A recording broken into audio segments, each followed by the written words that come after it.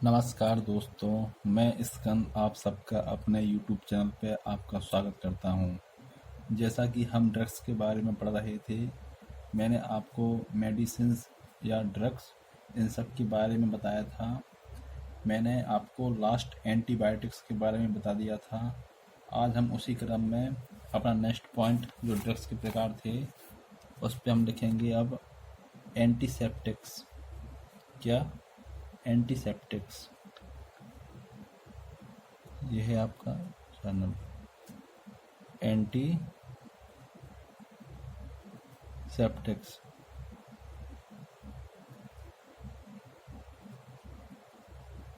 Antiseptics drugs या medicine. जैसा कि मैंने बताया था आपको, एंटी का मतलब होता है अगेंस्ट और सेप्टिक्स मतलब जो हमारी जहाँ पे हम चोट लगती है ना, वहाँ पे जो कोई मतलब एंटी माइक्रोबियल सब्सटेंस होते हैं जो वहाँ पे फैल ना पाए उस घाव पर, तो उसे रोकने के लिए हम जिस ड्रग्स का या मेडिसिन का यूज करते हैं उसको एंटीसेप्टिक्स बोलते हैं। तो आप समझ गए होंगे मैं क्या कहना चाहता हूँ कि मान लो हमको चोट लग गई है पैर में, तो वहाँ पर एंटी माइक्रोबियल सब्सटेंस जिसको हम प्रति सूक्ष्म जीवाणु पदार्थ कहते हैं, वहाँ पे वो उन जीवाणुओं की वजह से फैल ना पाए, मतलब एक तरीके का टॉक्सिक। तो उसको रोकने के लिए हम जिस मेडिसिन का यूज करते हैं एंटीसेप्टिक्स कहते हैं। इसका एग्जाम्पल है, मैं आपको जो बताता हूँ सुनिए। पहला एग्जाम्पल है आपका फार्मेल्डिहाइड।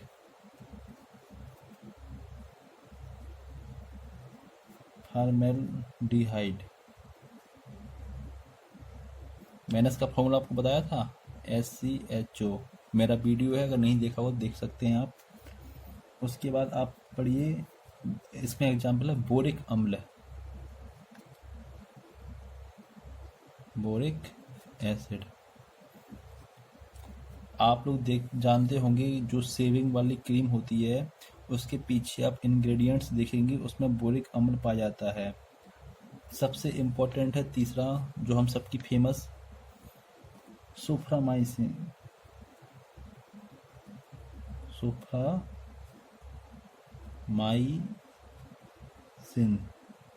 ये क्रीम आती है सुफ्रामाइसिन की। इसके बाद आप हाइड्रोजन पेरोक्साइड का भी यूज कर सकते हैं। चौथा क्या होता है इसका फॉर्मूला, H2O2। मैंने आपको ये सब बताए थे अपने वीडियो में, केमिस्ट्री के जो पहले डाले थे उसमें आप देख सकते हैं, ये पेपर में आते हैं। इसका नाम होता है हाइड्रोजन पेरोक्साइड।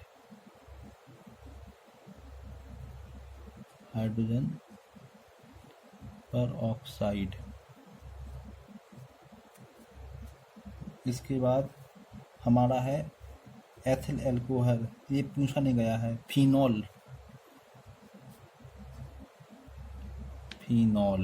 ये भी यूज करते हैं, लेकिन इम्पोर्टेंट है बोरिक एसिड, सुफ्रामाइसिन और हाइड्रोजन पेरोक्साइड एंटीसेप्टिक के लिए।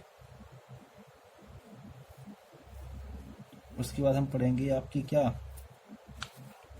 5 नंबर पर है आपका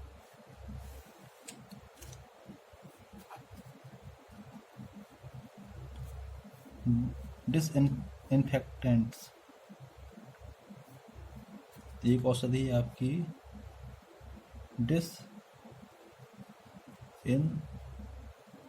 डिसइंफेक्टेंट।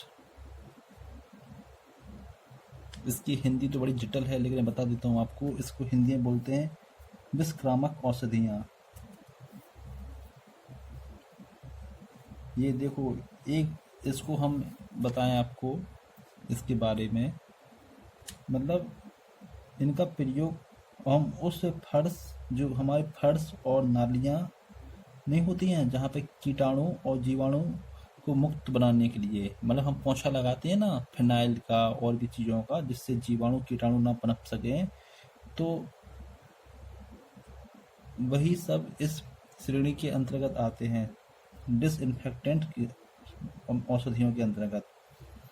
इनका प्रयोग हम सजीवों पर नहीं किया जा सकता है। ये नहीं कि आप किसी के शरीर पर लगा दें, उस पर नहीं करेंगे हम इसका यूज। क्योंकि ये एंटीसेप्टिक की अपेक्षा अधिक टॉक्सिक होती हैं। एंटीसेप्टिक तो हम अपने चेहरे पे लगा सकते हैं, लेकिन डिसइंफेक्टेंट का हम अपने फेस पे या किसी अंग पर नहीं लगा सकते हैं, क्योंकि ये टॉक्सिसिटी इनकी ज़्यादा होती है। तो इसकी एग्जाम्पल हैं, इसमें लिख लीजिए कि फर्श, मेज, नालियाँ, अन्य जगहों पर साफ सुथरा बनाने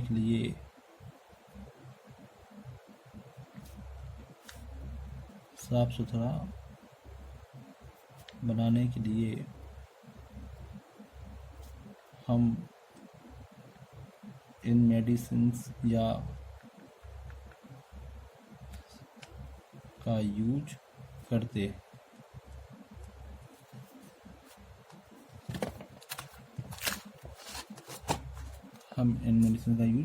हैं। लिविंग थिंग्स पर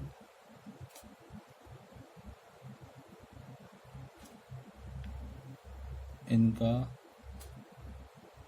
यूज नहीं होता है, क्योंकि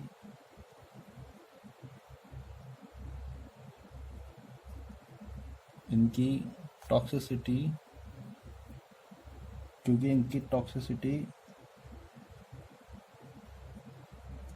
एंटीसेप्टिक की अपेक्षा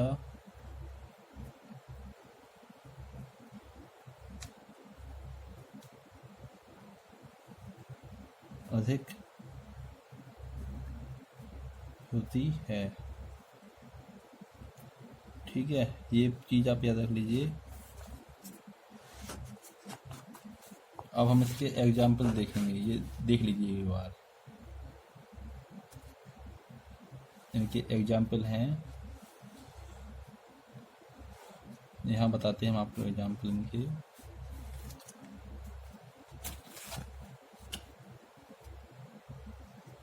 डिसइंफेक्टेंट एग्जाम्पल हैं। पहला है इसका इथेनॉल। फिनॉल भी हम इसका यूज कर सकते हैं, थाइमॉल इसका यूज कर सकते हैं। सबसे इम्पोर्टेंट है आयोडोफॉर्म।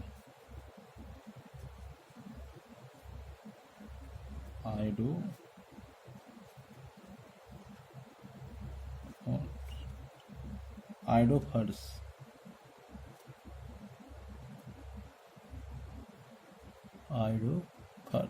बस। फिनॉल भी याद कर लीजिए।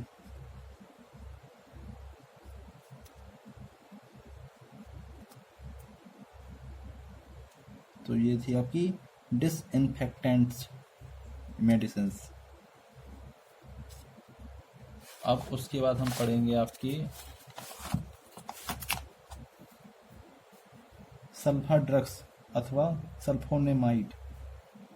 हेडिंग है नेक्स्ट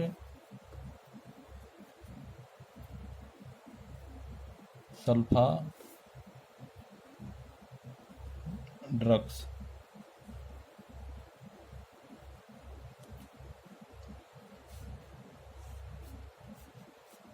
या सल्फोनामाइड, सल्फोनामाइड, सल्फा ड्रग्स और सल्फोनामाइड। अमाइड, ये अमाइड एक ग्रुप होता है, जैसे कीटोन ईस्टर होती है ना, ये सब तो बहुत हाई लेवल पर पहुंच जाएगा, लेकिन इसका ग्रुप होता है फंक्शनल ग्रुप। मैं आपको बताऊंगा एक सब केमिस्ट्री में SO2 NH2। Sulphur नोमाइड, amide, NH2 ये इसके रिप्रेजेंटेटिव हैं। तो हमको इसके बारे में जानना है। ये इसके बारे में बताया गया है कि ये सिंथेटिक एंटीबायोटिक होते हैं। क्या? सिंथेटिक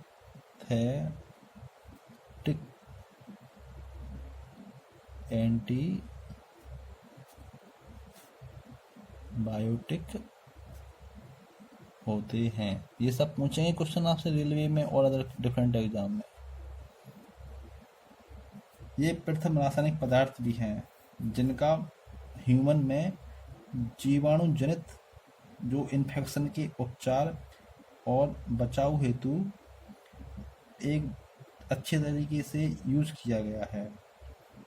तो हमको बस ये जानना है कि ये सिंथेटिक एंटीबायोटिक होते हैं और जिनका हम ह्यूमन में जीवाणु जनित यानी बैक्टीरिया के संक्रमण के उपचार एवं बचाव हेतु व्यवस्थित रूप से इसका यूज कर सकते हैं।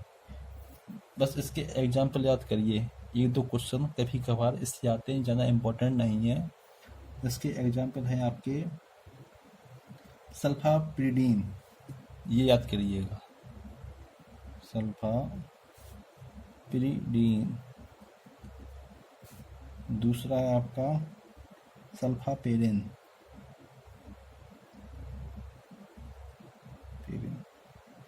एक है आपका सल्फेनामाइड।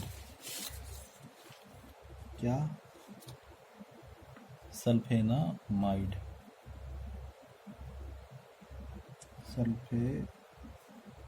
सल्फेनिलमाइड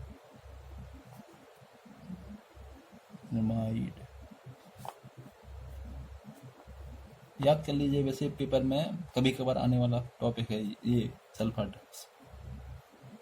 इसका ये होता है सल्फर, SONT, ये सल्फेनामाइड होते हैं, सिंथेटिक एंटीबायोटिक होते हैं, सल्फापेरिडीन, सल्फापेरिन, सल्फेनामाइड।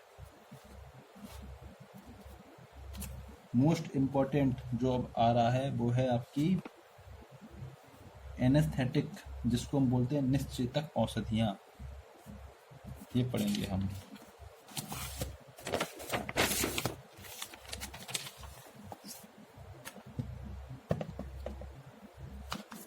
क्या पढ़ेंगे? एनेस्थेटिक। एनेस्थेटिक एनेस्थीसिया से ही रिलेटेड होती है। एनेस्थीसिया आप जानते हैं, पहले हम डालेंगे इस पे हेडिंग एनेस्थेटिक। ये क्वेश्चन आपके इंग्लिश की इस स्पेलिंग एरर में भी आया हुआ है। कौन सी स्पेलिंग करेक्ट है या इनकरेक्ट में, इसमें ये भी आ चुका है CGL में। आप लोग जब पेपर देखेंगे आपको सब पता चल जाएगा। एनेस्थेटिक शब्द एनेस्थीसिया से रिलेटेड है। ऐसी ड्रग्स जो हमारे संपूर्ण शरीर अथवा किसी एक विशेष अंग को सीमित न निश्चित समय के लिए शून्य कर दे। जैसे मान लो किसी का सिर्फ पैर का ऑपरेशन होना है तो उसी समय का एनेस्थीसिया दिया जाएगा उसको, ना कि पूरी शरीर के लिए। या किसी व्यक्ति का गर्दन का या किसी अन्य पार्ट का ऑपरेशन करना जिससे पूरा शरीर व्यवस्थित रहता हो, तो वो उसमें पूरे बॉडी को हम लोग एनेस्थीसिया दे देंगे, बेहोश कर देंगे। तो एक होता है लोकल एनेस्थेटिक तथा एक होता है जनरल एनेस्थेटिक। एक होता है आपका लोकल एनेस्थेटिक, इसी के अंतर्गत आता है लोकल एनेस्थेटिक। Local anaesthetic. और दूसरा आता है आपका क्या? General anaesthetic. General anaesthetic. Local anaesthetic में हमने क्या बताया था आपको? अभी बताया था किसी ऑर्गन को शून्य करना, सिर्फ ऑर्गन को, ओनली ऑर्गन। माना सिर्फ एक किसी, मान लो पैर का ऑपरेशन होना है तो सिर्फ हम पैर को शून्य करेंगे, तो लोकल एनेस्थेटिक के अंतर्गत आएगा। और जनरल एनेस्थेटिक मतलब इसमें होल बॉडी, क्या लिखेंगे? Whole body, whole body. अब ये हमेशा शल्य चिकित्सा, जिसको हम बोलते हैं सर्जरी के समय ही यूज करते हैं एनेस्थेटिक का यूज। जैसे इसके कुछ एग्जाम्पल हैं। ये हमारे जो एनेस्थीसिया होते हैं एनेस्थेटिक, ये एमाइड और एस्टर आधारित होते हैं। ये based on amide and ester, ये ऑर्गेनिक केमिस्ट्री में पाए जाते हैं। जैसे ये फंक्शनल ग्रुप के अंतर्गत आते हैं, तो हमको याद करना है एमाइड और एस्टर पर आधारित होते हैं। इसके प्रमुख एग्जाम्पल क्या हैं जिसका हम यूज करते हैं? एक है आपका कोकेन, कोकेन, कोकेन। दूसरा है आपका lidocaine, lidocaine, lidocaine.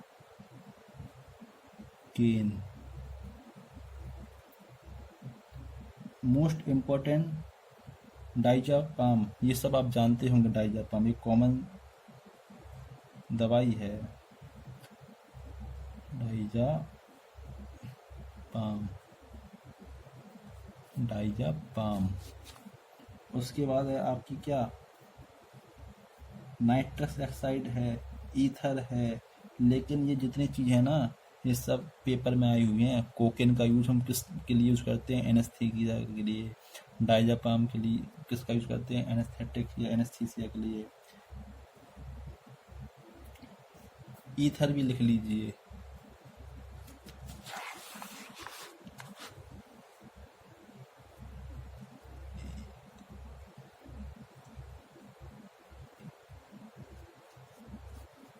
Ether,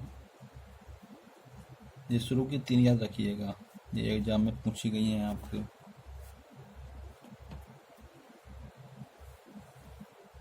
nitrous oxide का भी यूज करते हैं। अब हम बात करेंगे ट्रैंक्विलाइजर। एक ड्रग्स और है लास्ट जिसका नाम है ट्रैंक्विलाइजर।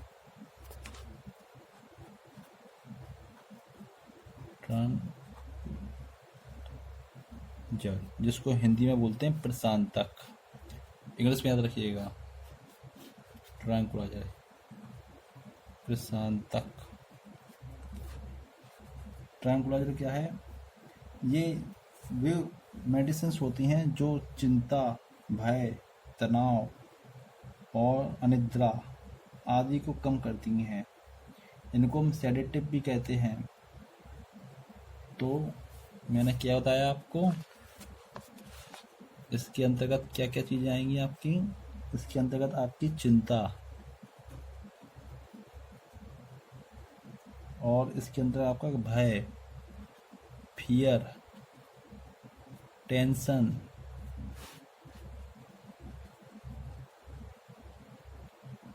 और अनिद्रा, इंसोमानिया,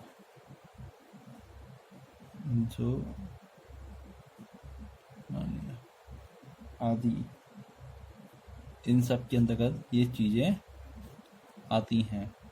तो इनको हम कम करने के लिए जिस ड्रग्स का यूज करते हैं उसको हम ट्रैंक्विलाइजर बोलते हैं। क्या बोलते हैं? ट्रैंक्विलाइजर। एंजाइटी, ये एंजाइटी। इसको सेडेटिव औषधि भी बोलते हैं। क्या? सेडेटिव, इनको क्या बोलते हैं? सेडेटिव। हिंदी में क्या बोलते हैं? श्यामक।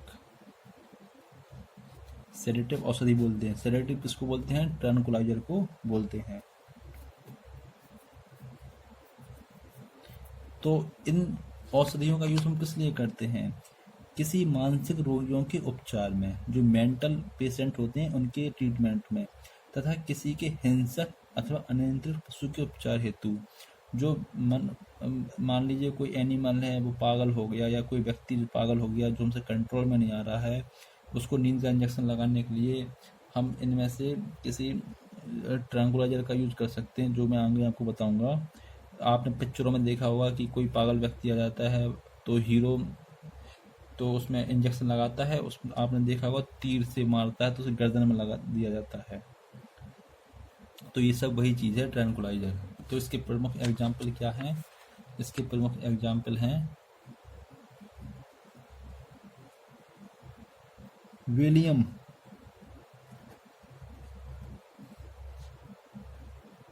विलियम कोडीन,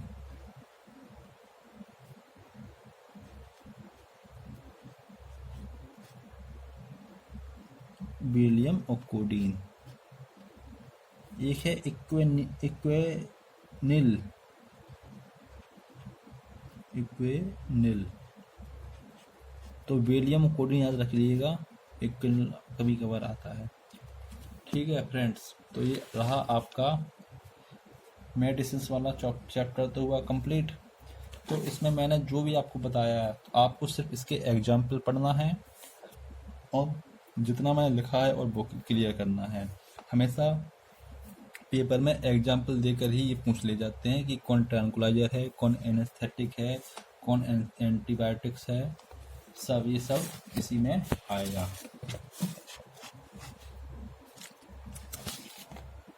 कैसी लगी आज की क्लास, कृपया आप सभी लोग बताते नहीं हैं कमेंट में।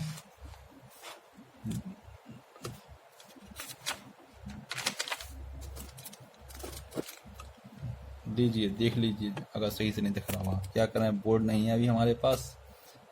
जब स्टूडेंट बढ़ेंगे, आप लोग बढ़वा ही नहीं रहे हैं। मेरे चैनल को सब्सक्राइब करिए, लाइक कीजिए, अपने अपने ग्रुप में बताइए। देख लीजिए फ्रेंड, देख लिया। Thank you friends, good night.